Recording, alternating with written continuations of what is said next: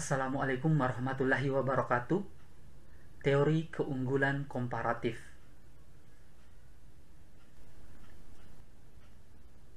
Apa itu teori keunggulan komparatif? Teori keunggulan komparatif adalah teori yang menyatakan bahwa barang yang memiliki nilai kegunaan pasti juga memiliki nilai penukaran. Teori ini menyatakan bahwa keunggulan komparatif dapat diciptakan oleh suatu negara melalui kerja keras dalam melakukan penguasaan teknologi.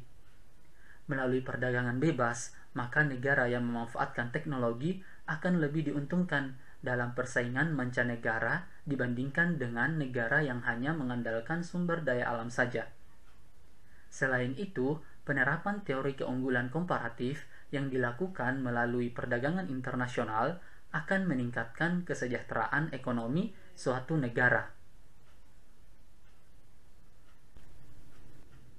Pada tahun 1786, Adam Smith mengemukakan konsep keunggulan bersaing yang dapat diterapkan secara mutlak.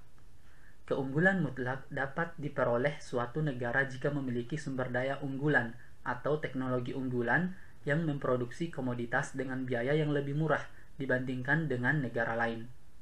Teori ini kemudian dikembangkan oleh Robert Torrens dalam bukunya An Essay on the External Corn Trade pada tahun 1815. Teori keunggulan komparatif kemudian muncul sebagai perkembangan teori keunggulan bersaing yang digagas oleh David Ricardo dalam bukunya yang berjudul On the Principles of Political Economy and Taxation tahun 1817. Ia menjelaskan bahwa kerugian mutlak oleh dua negara dapat diatasi dengan melakukan produksi komoditas yang tidak diunggulkan oleh negara yang diajak bekerja sama dalam perdagangan. Negara harus melakukan produksi dan ekspor terhadap komoditas yang memiliki keunggulan mutlak yang lebih besar dan melakukan impor terhadap komoditas yang memiliki keunggulan mutlak yang lebih kecil.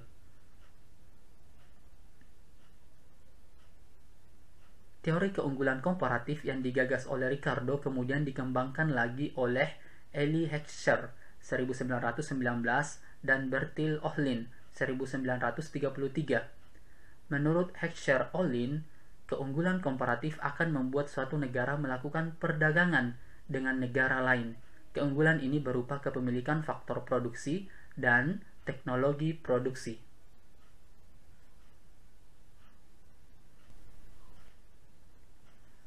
David Ricardo menjelaskan dalam buku yang ditulis olehnya pada tahun 1817 yang berjudul On the Principles of Political Economy and Taxation.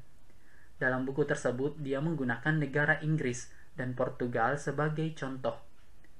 David Ricardo menuturkan bahwa Portugal mampu memproduksi kain dan anggur dengan menggunakan tenaga kerja berjumlah lebih sedikit dibandingkan dengan Inggris, tetapi kain yang diproduksi Inggris memiliki kualitas yang lebih baik dibandingkan negara Portugal. Maka, tidak heran jika Inggris lebih memilih untuk melakukan ekspor kain dan mengimpor anggur dari Portugal. Contoh lainnya yaitu antara Cina dan Amerika Serikat dalam bentuk tenaga kerja murah. Para pekerja Cina memproduksi barang-barang konsumen sederhana dengan biaya pengeluaran yang lebih rendah. Sedangkan keunggulan komparatif Amerika Serikat terletak pada tenaga kerja khusus yang memiliki banyak modal. Pekerja Amerika Serikat mampu menghasilkan peluang investasi dengan biaya peluang yang lebih rendah.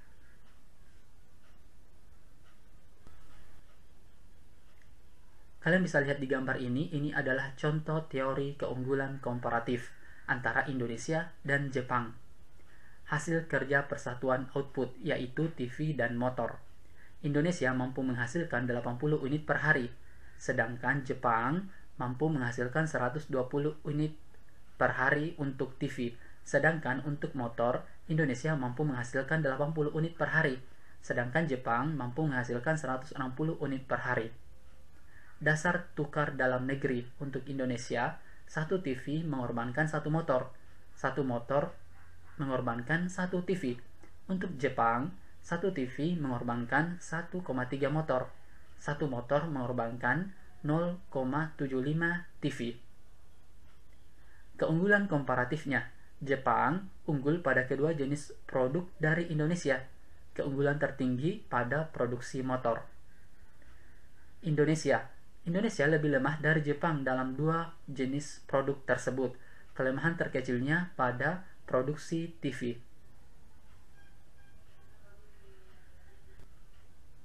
Contoh lain teori keunggulan komparatif. Kalian bisa lihat di kedua tabel ini.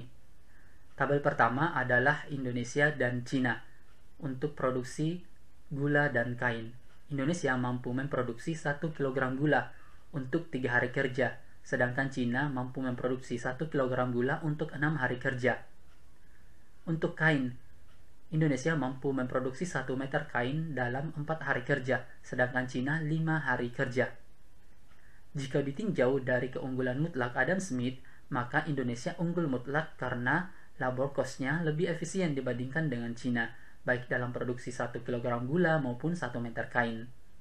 Dengan demikian, tentu tidak akan terjadi perdagangan antar kedua negara jika didasarkan pada teori Adam Smith.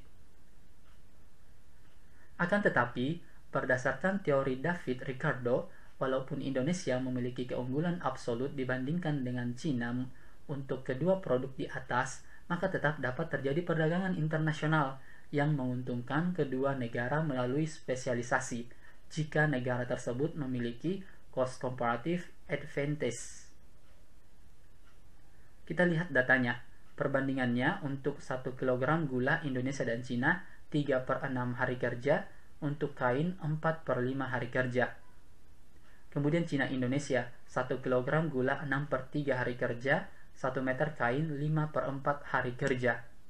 Jika kedua negara bisa melakukan spesialisasi, maka bisa terjadi perdagangan internasional.